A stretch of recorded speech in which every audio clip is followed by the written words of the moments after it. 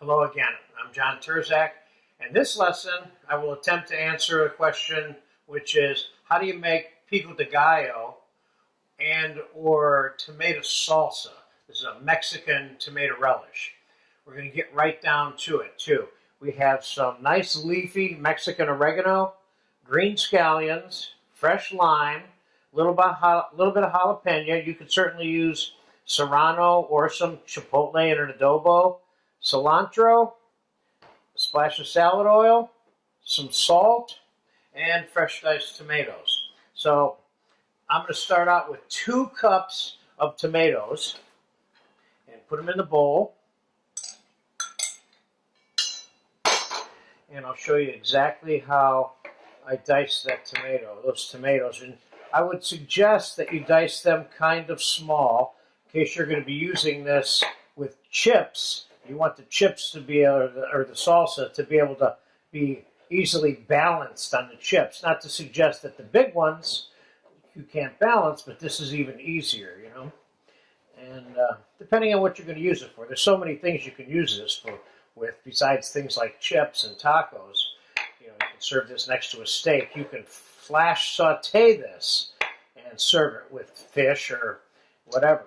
So let's start with 2 cups of tomato.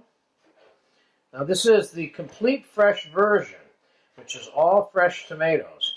Now, one of the things I'm going to show you today is how to make, first of all, Pico de Gallo means tomato relish, if you will. It isn't necessarily a sauce, even though salsa means sauce in Spanish. But I'm going to show you 2 versions, one that's all chunky and one that's thinned out with a little bit of tomato juice also. So let's get, a couple of chopped scallions in here. You could use white onion or purple onion, and you would still have definitely a legitimate Pico de Gallo. This is my preference, the green scallions.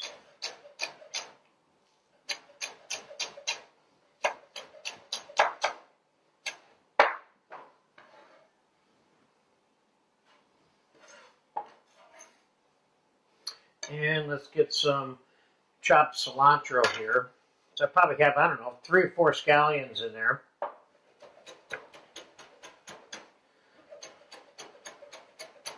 got about a half of a medium size, or a large third of a medium sized bunch of cilantro here.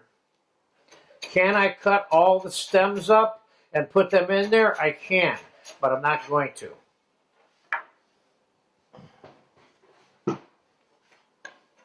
Cilantro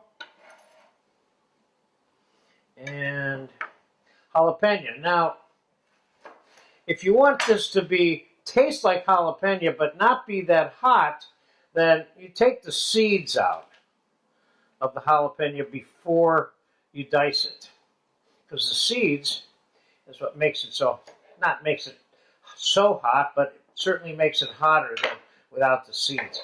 In this case, I'm going to use one with seeds and one without seeds.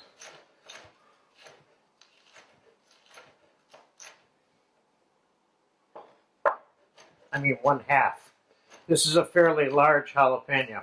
I personally really am fond of the chipotle flavor in this particular relish as the heating element, if you want to call it that.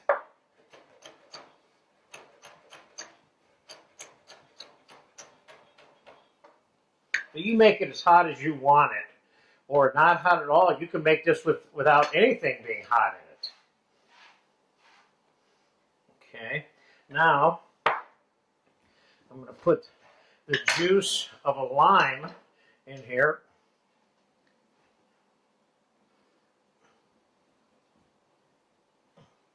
I have a couple of limes in case they weren't real juicy. These are kind of medium juicy, but these are not especially juicy.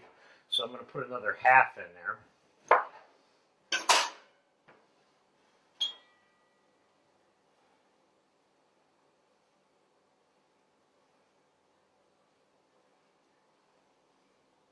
Now I'm going to take, tablespoon and a half of this Mexican oregano, which is really fragrant and good. And I'm going to put about a tablespoon and a half to 2 tablespoons of vegetable oil or salad oil. Could I use olive oil? I could. This will give it a little bit of sheen and make it a little bit saucy, slippery looking. The oil does. Now I'm going to start out with a little bit of salt. Now let's get this mixed together. This is good, fresh stuff. And this will last, I don't know, 8 to 10 hours in the refrigerator. Nothing's better than when it's just made, of course.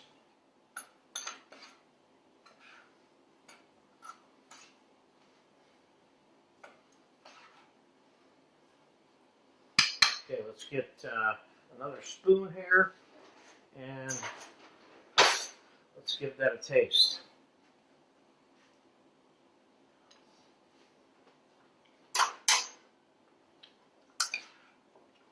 This is good just the way it is. I can put a pinch more salt in it. So now, I'm going to show you the 2 different looks. With the one plain, diced, semi-dry tomato salsa, Pico de Gallo, as it's called here. And then I'm going to take some of this and add it to another bowl. I'm going to put a little bit of tomato juice into this. Gives it a little bit more of a saucy-like texture. You put in as much as you think you want your Pico de Gallo to, however you want your texture to be, that's how much you put in there. So now it's a little bit saucier, as you can see. So there you have it, Pico de Gallo, which means tomato relish, Mexican style, which is what this is. And I'm referring to this as kind of like tomato salsa, because salsa means sauce, because I made this one a little saucier than the Pico de Gallo. So there you have it.